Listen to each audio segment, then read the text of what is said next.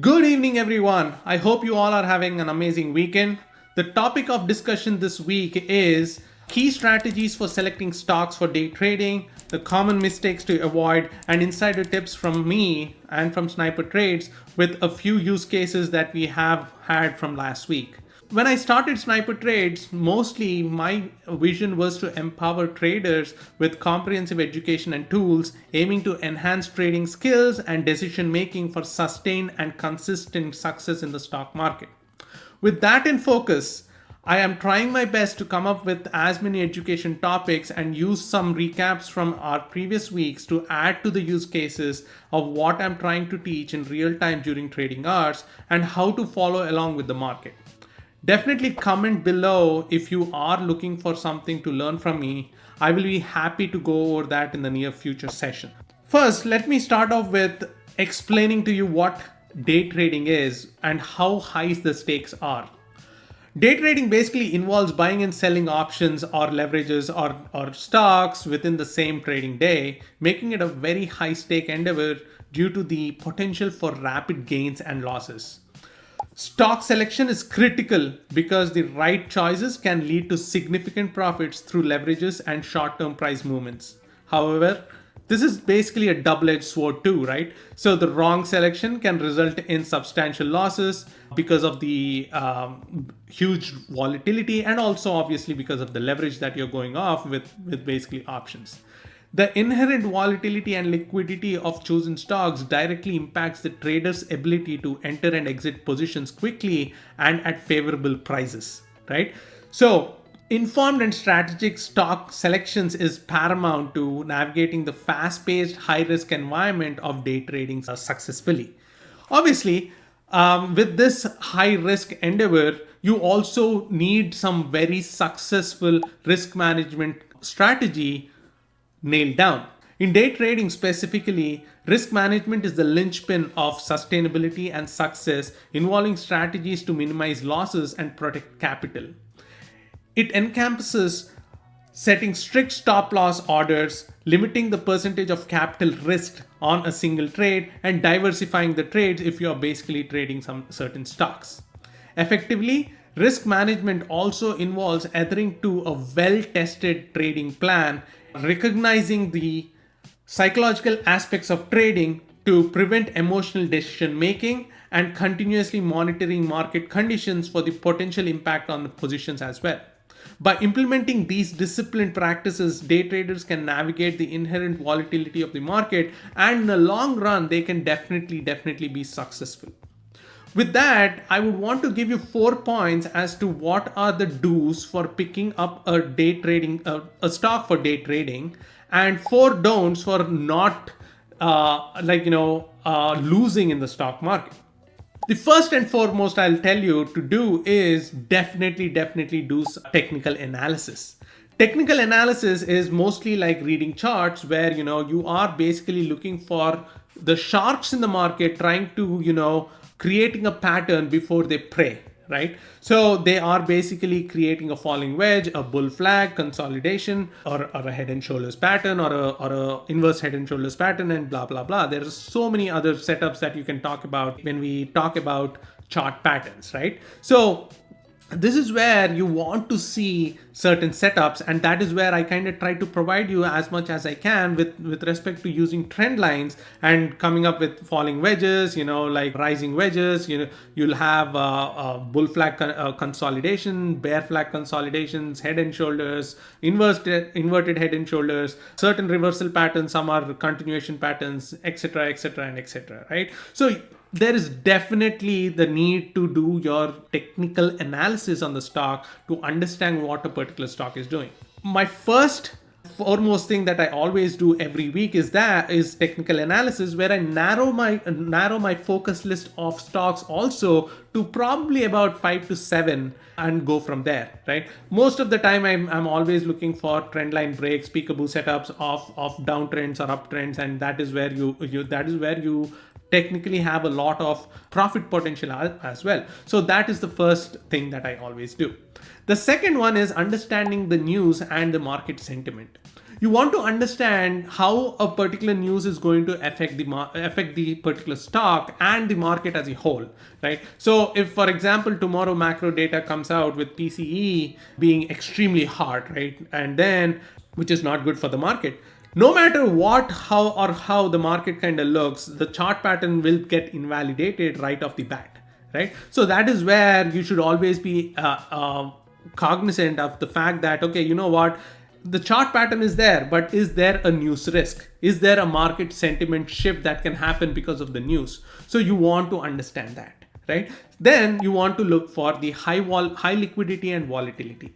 So when there is a volatility, you also want to be in options trades which have high liquidity as well. You don't want to be in a stock which does not trade much. Like, for example, there are multiple contracts on BKNG, on CMG. There are, LRCX, for example, the one that we kind of trade also. There are certain strikes which absolutely don't have any volume at all. You don't want to be the only person in that trade where you cannot have an exit strategy at all. Even though there is volatility, there won't be any liquidity for you to get rid of those contracts at a particular fair price that you think is right.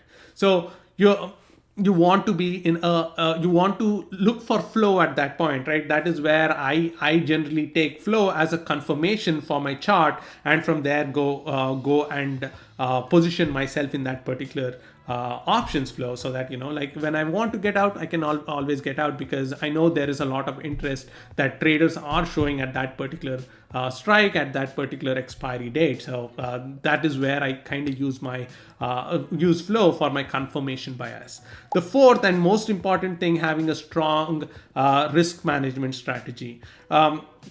When I don't see a breakout, but then this is a breakout that I have seen in the past, and I want to hold on to that particular position. What I generally do is I tend to position small into a particular stock, or that I tend to buy a lot of stock, or position very small onto that options trade, waiting for that breakout, so that like when I'm positioned small, even though there is no confirmation, I can stay in that position, stay put, and say, okay, you know what, I will wait for this particular stock to break out, because I'm also positioned small. I can always wait for it to break out, give me a confirmation, and then probably size up on that particular trade. So that is essentially how I kind of do my risk management strategy as well.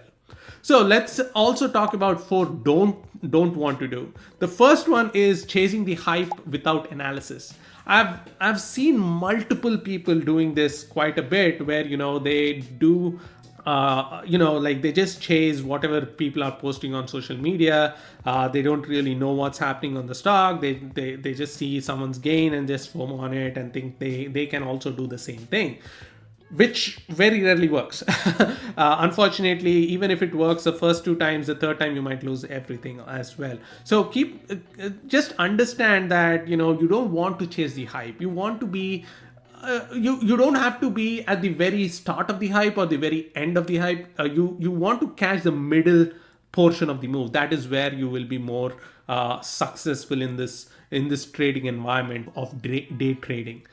The next one is ignoring the overall market strength, right? Or the overall market trend, for example. So if the market is going down and a particular stock is going up, you don't want to be playing against the trend of the market. You want to be with the market. So you want to look for stocks that are weak, right? So when the market is going up, you don't want to look for stocks that are going down, right? You want to be riding the wave up. So you want to stay with the trend. So always, never ignore the market trend, right? That is should not do. Number 2.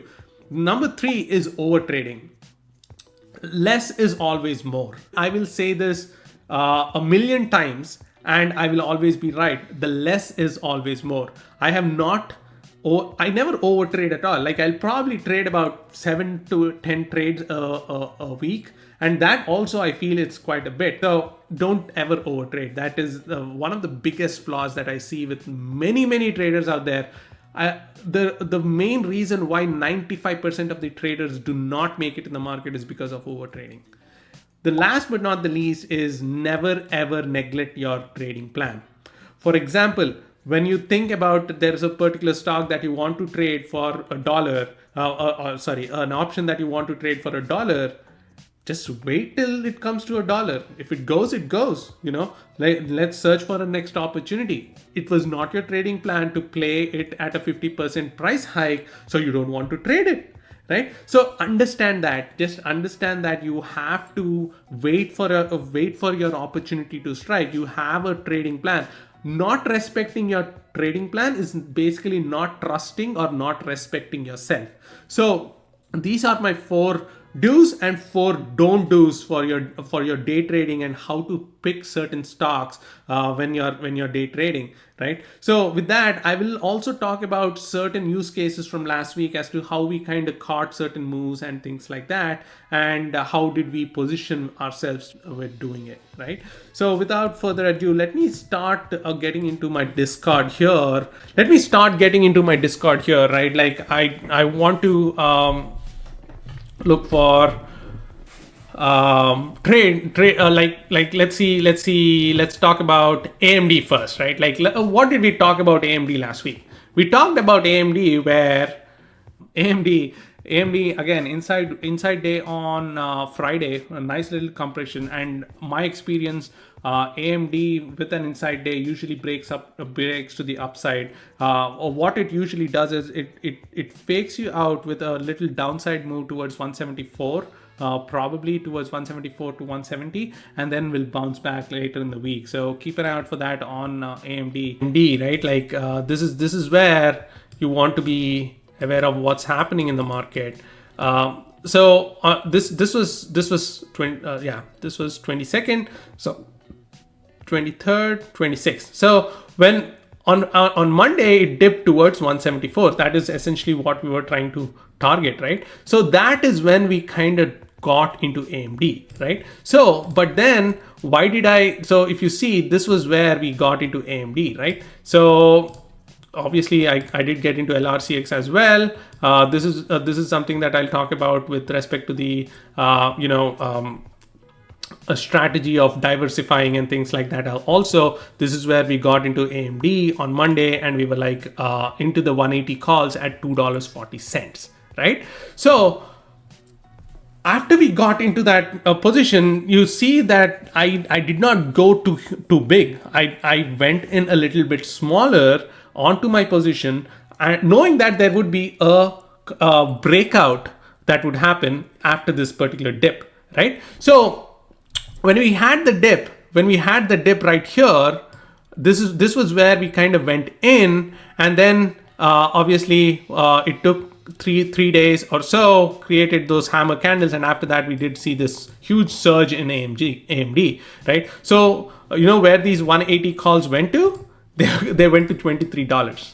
That is the power of options, right? But then obviously I did not go after LRCX and AMD both together, because like both run together too, right? Like with LRCX, with $7.20, I was only able to get about 3 contracts, but then with AMD I was able to get 10 contracts. So it was much easier for my scale out strategy as well. So that is the reason why I went after AMD rather than going after LRCX. But if you see, both of them kind of hit our price targets, and both of them were pretty big trades, right? Like LRCX, we talked about, let's see, when we bought LRCX, we talked about 980 to 1000 this week, which was absolutely right? Like, let's go into the chart. If you want to check it out, like LRCX did go to 980, I guess, right? Like at least close to 980.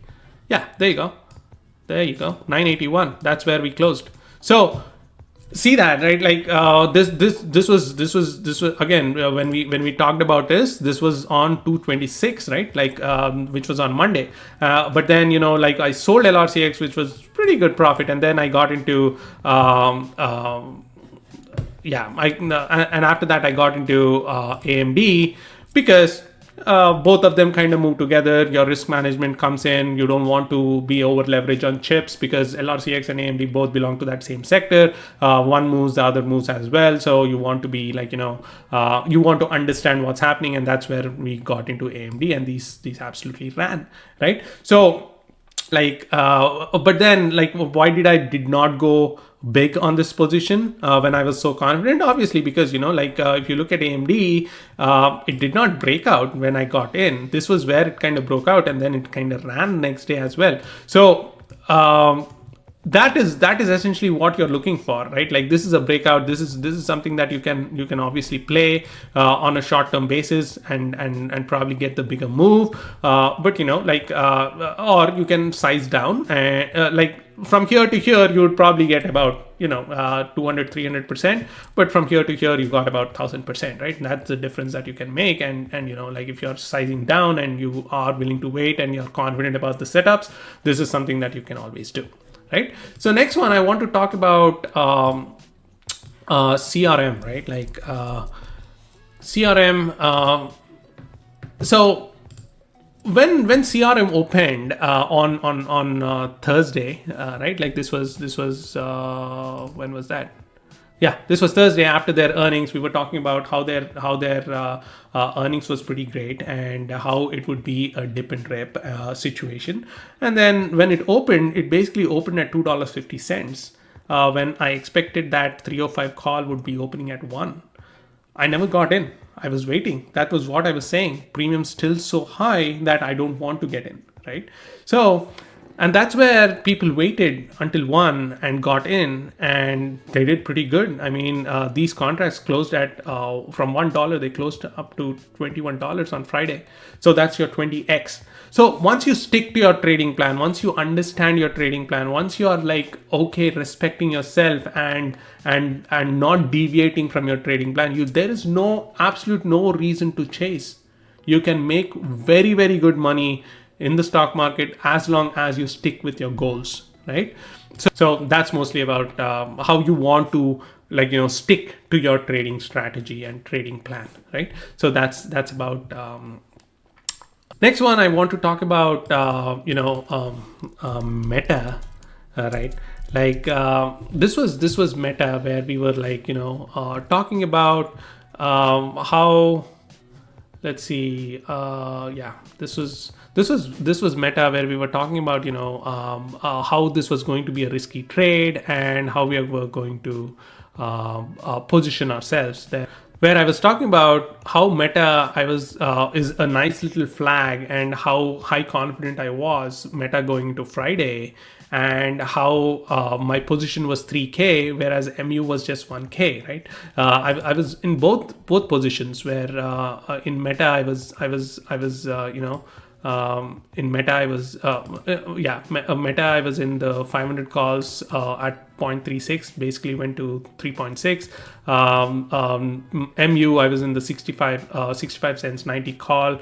These probably went to about $6 plus. So both of them almost 10x trades, right? But then I did not size up or anything.